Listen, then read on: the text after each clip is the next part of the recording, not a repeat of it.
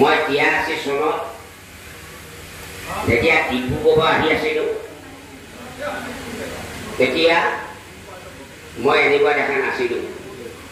2001 চনত যেতিয়া গ'লোঁ ডিব্ৰুগড়ৰ পৰা ঘূৰি আহি ঈদৰ সময়ত যোৰহাটৰ মাছ মজিটোত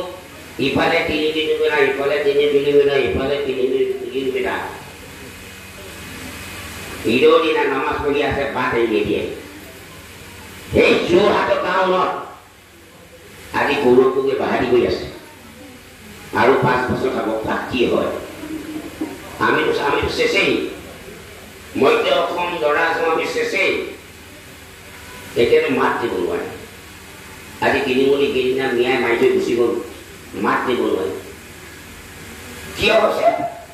তোকে বাট এৰি নিদিয়ে বলি বজাৰ গৰু যা বাট এৰি নিদিয়ে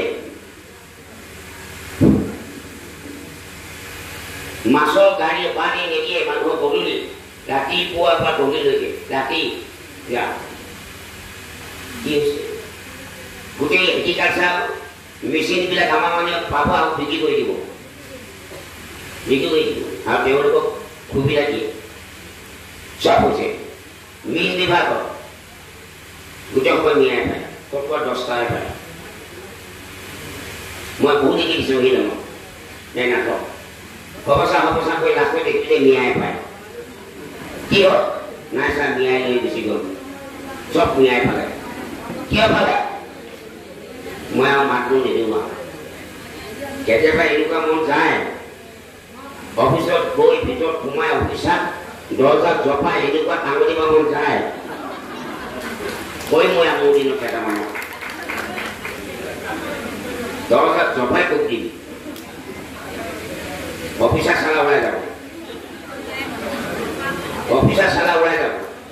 মোৰ সমষ্টিত মই কৰিম দুটামানত মই চাই আছোঁ মই গৈ যেতিয়া দৰ্জা জপাই এনেকুৱা খুব দিন তেতিয়া গম পাব মই কাকো কৰি নকওঁ যে নহওক আজি সজাগতা সভাখন কিন্তু মোৰ মনপুত হোৱা নাই এখন গাঁৱতে মোৰ গাঁৱতে সজাগতা হ'ব গতিকে মাতিবলৈ হ'লে ইয়াৰ 4 গুণ হ'ব একসাথে ট্ৰাইবেল গাঁও